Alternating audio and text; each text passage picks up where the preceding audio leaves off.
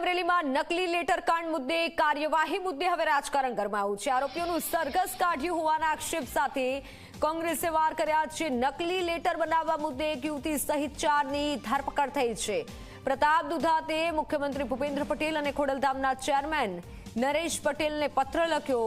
પટેલ સમાજની કુંવારી દીકરીનું સરઘસ કાઢ્યું। યુવતી માત્ર નોકરી કરે છે, એને કહેવાયું એટલું ટાઈપ કર્યું, તેવો વાર કર્યો છે। પટેલ સમાજની કુંવારી દીકરીનું સરઘસ કાઢ્યું અને આ પ્રકારે હાલ રાજકારણ પણ હવે વધુ ગરમાઈ રહ્યું છે। યુવતી માત્ર નોકરી કરે છે અને તેને કહ્યું તે જેને કહ્યું અને તે ટાઈપ કરવામાં આવ્યું હતું તેવો આક્ષેપ કર્યો છે। લેટર કાંડને લઈને જે રીતે એક પાટીદાર દીકરીને સરઘસ કાઢવામાં આવ્યું હતું, ત્યારબાદ કોંગ્રેસના નેતા દ્વારા એક લેટર મુખ્યમંત્રીને લખવામાં આવ્યો છે। જી, શું લેટર લખવામાં આવ્યો છે? મુખ્યમંત્રીને લેટર વ્યવહાર એટલા માટે કરવામાં આવ્યો છે કે અમરેલી જિલ્લામાં 2 દિવસ પહેલા ભારતીય જનતા પાર્ટીના અંદરોઅંદરના વિવાદમાં એક ટાઈપિસ્ટ છોકરીને આરોપી બનાવી, હું દાખલા તરીકે ધારાસભ્યો અથવા મારી કોઈ મેનેજમેન્ટ મારી ઓફિસમાં કોઈ કામ કરતું ને એને હું પત્ર લખવાનું કહું, તે રાજકીય વ્યક્તિ નહોતી, એને આરોપી બનાવીને રાતના 12 વાગે એના ઘરમાંથી લઈ જવી, જેલ હવાલે કરવી, રિકન્સ્ટ્રક્શનના નામે જ્યાં ઓફિસ છે ત્યાં નથી લઈ જતા।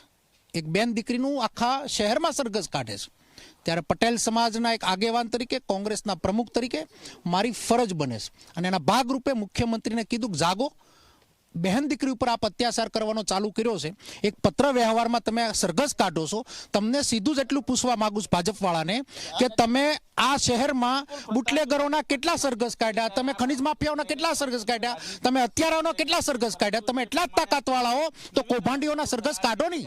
6000 કરોડનું હમણાં જ કૌભાંડ થયું, સરઘસ કાઢ્યું નથી કાઢ્યું। 23,000 કરોડનું ડ્રગ્સ પકડાણું, સરઘસ નથી કાઢ્યું। એક દીકરીનું સરઘસ કાઢીને રૂવાબ ઉભો કરવા નીકળ્યા છો, આ બિલકુલ ચલાવી લેવામાં નહીં આવે અને આ પોલીસ ઉપર કાર્યવાહી થાય। જી, આપણે જે રીતે જોયું તે રીતે આ દીકરીનું જે રીતે સરઘસ કાઢવામાં આવ્યું છે, ત્યારબાદ કોંગ્રેસના જે નેતા છે પ્રતાપભાઈ દુધાત, તેમના દ્વારા આ પત્ર લખવામાં આવ્યો છે મુખ્યમંત્રી અને ખાસ કરીને આ જે પત્ર છે તે ઉલ્લેખ કરીને ખાસ કરીને આ સમગ્ર બનાવને લઈને પગલાં લેવા માટે માંગ કરવામાં આવી છે। કેમેરામેન વિજય બેસાણી સાથે ચેતન પટેલ, ઝી મીડિયા, સુરત।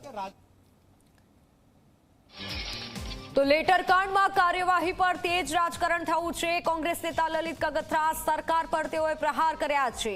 આ રીતે કુમારી દીકરીનું સરઘસ કઈ રીતે કાઢી શકાય? ભૂપેન્દ્ર ઝાલાનું સરઘસ કાઢો તો ખબર પડે। સમાજના કહેવાતા આગેવાનો હવે ક્યાં છે તેવો આક્ષેપ કર્યા છે, તેવું નિવેદન આપ્યું છે। દીકરી જેનામાં નોકરી કરતી હોય એનો બોસ એને એમ કે આ લેટર ટાઈપ કરી દે, તો દીકરીએ લેટર ટાઈપ કરી દીધો હોય, એમાં દીકરીની તમારે રાતના 12 વાગે કુંવારી દીકરીની ધરપકડ કરવી પડે અને અમરેલીમાં તમારે સરઘસ કાઢવું પડે। સાહેબ, શરમ આવી જોઈએ આ સરકારને। કાલ એ દીકરીને વરાવવી છે, કોકની ઘરે મોકલવી છે તો પ્રશ્ન થશે કે નહીં? એની જિંદગી તમે બરબાદ કરી નાખી તમે આ સરકારે। અમરેલીમાં લેટર કાંડમાં કાર્યવાહી મુદ્દે દિનેશ બાંભણિયાનું નિવેદન સામે આવ્યું છે। સરઘસ આરોપી બુટલેગરના કાઢવા જોઈએ, દીકરીના નહીં। દીકરીને સાક્ષી બનાવવાની જગ્યાએ સરઘસ કાઢ્યું છે।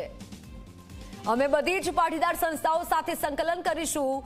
ખોટી રીતે રાજકીય કારણોમાં દીકરીને હેરાન કરાય છે તેવું નિવેદન આપ્યું છે। મુખ્ય આરોપીઓની સાથે એને સાક્ષી બનાવવાના બદલે એને આરોપી બનાવી દેવામાં આવ્યા છે અને રિકન્સ્ટ્રક્શનના નામે જે પોલીસે સરઘસ કાઢ્યું છે એ ખૂબ જ દુઃખદ ઘટના છે। કારણ કે દીકરીનો કોઈ પણ ક્રિમિનલ રેકોર્ડ પણ નથી અને દીકરી એક જગ્યાએ નોકરી કરે છે।